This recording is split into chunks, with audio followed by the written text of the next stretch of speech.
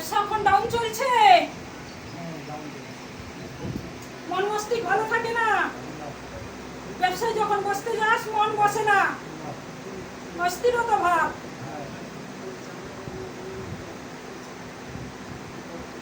ব্যবসা আগে ভালো ছিল, খুব র্যাং র্যাং চলেছে।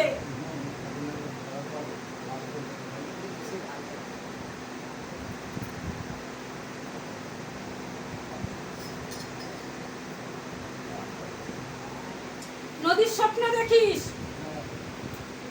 আগুনের স্বপ্ন দেখিস,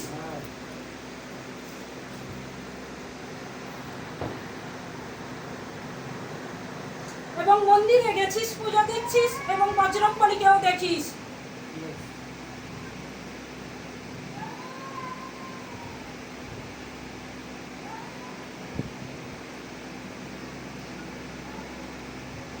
ব্যবসা ভালো চলার জন্য কিছু জিনিস এখান থেকে নিতে হবে।